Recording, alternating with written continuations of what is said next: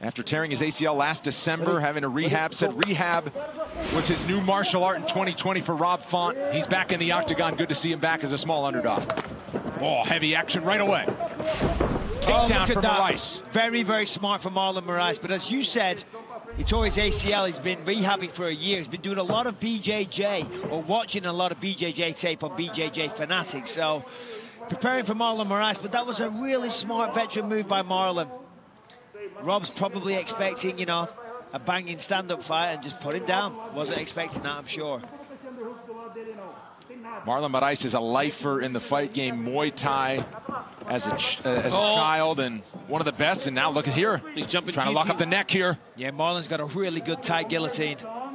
Rob's got to be careful here. But he doesn't have him. Yep, he doesn't have him in the guard. It was very easy for Rob to defend there because of where he had Marlon. Now he's got Marlon in a really weird position here, kind of a cradle. Yeah, he's got him in a cradle here up against the side of the octagon. Now Rob switches to the single leg. Great job by Rob Font. Knee to the body. Marlon Moraes trying to lift him once again.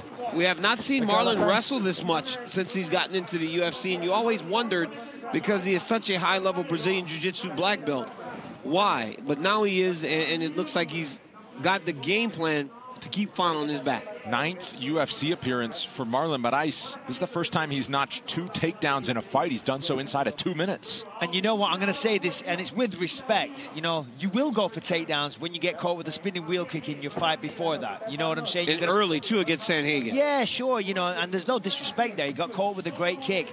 But if you're wrestling your opponents, taking them down, trying to submit them, that's not going to happen. You know, there's always a little bit of nerves when you're coming back from a stoppage like that. Now, I'm not saying that he was gun-shy or anything like that, but we're human beings, you know, and that doubt, it's always there. It creeps on you. But also, you know, when you're watching and you're preparing, you watch your opponent's earlier fights, and Ricky Simon was able to get takedowns against Rob Font, wasn't able to hold him down, but was able to take him down with ease quite a few times over the course of their fights. And then also, Rob Font, he has a 4.5-inch reach advantage. Right. That's going to cause problems for Marlon. Once again, that's negated on the ground. So, a really, really smart strategy for Marlon. Rob Font's doing a good job of trying to get the feet on the hips, but now he's got to push Marlon away in order to get back to his feet or start to work on getting an underhook. He can use his right arm to frame the face of Marlon. When Marlon tries to fight back down to get control, he can dig that underhook and start to work on a half guard position. The UFC schedule takes a 3-week pause for the holidays, but the Octagon action picks back up Saturday, January 16th. The main event pits former featherweight champion Max Holloway against New England's finest Calvin Kattar. The first event of 2021 goes down January 16th. An impressive UFC fight night lineup. And, of course, the teammate of Rob Font, Calvin Kattar, who's in his corner here tonight, Las Vegas. Rob Font doing a great job of defending to get back to his feet, but keeping that baseball grip hand on Marlon's hand. Oh, wow. The choke hand. Font got the guard up, but he backed up against the fence. Now he's on his feet using those hands. Oh, left hand got through. That was a really nice 3-punch combination. It froze Marlon. It froze Marlon for a second. Look at Marlon. He's not moving very well. Big combination. Huge shots there. And a spinning kick from Moraes. Oh, man. Heating up here. Moraes. Hey, Moraes is right. Font trying to finish it. Oh, man. Shots over. Wow. Oh, my goodness. It's over. He's connecting. Goddard standing by. Oh, my goodness. Big elbow. Big shot. That's it. Rob Font in a big way in Las Vegas. What a way to return. It's okay, buddy. It's okay.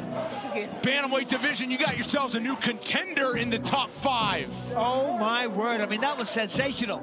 To start the round so badly and then turn it around like that with just a crazy knockout.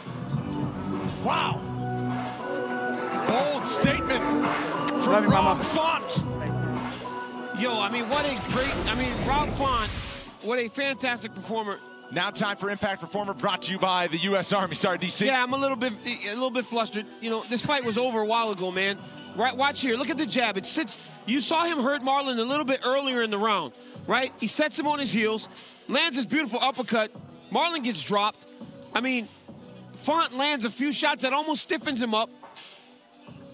So what are you saying, DC? I mean, the fight's over. I mean, the fight's over.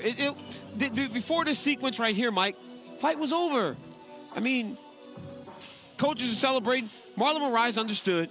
that he could not stand with Rob Font. And when he was forced to stand with Rob Font, that's what happens. Rob Font with a great performance. And look, no knock on Rob. He did exactly what he was supposed to do. It's the ref's job to get in there a little bit sooner. The New England cartel making a big statement tonight. Thanks to Rob Font. We'll hear from him when we come back.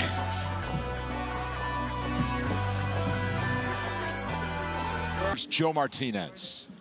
Ladies and gentlemen, in comes the official time. 3 minutes, 47 seconds. Round number one. Referee Mark Goddard steps in, puts a halt to the contest for your winner by TKO, Rob Font!